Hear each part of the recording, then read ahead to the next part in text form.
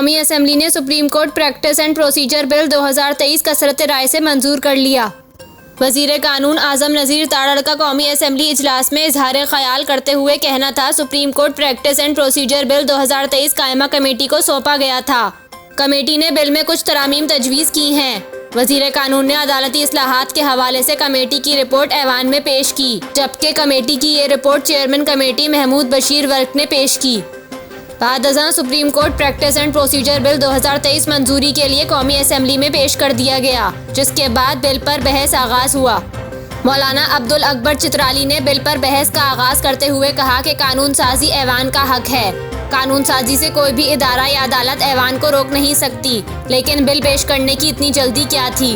अब्दुल अकबर चित्राली का कहना था, पाकिस्तान को बहुत से मसाइल दरपेश हैं, सबको देखा जाए, हम अपने इदारों को मुस्तहकम करना चाहते हैं।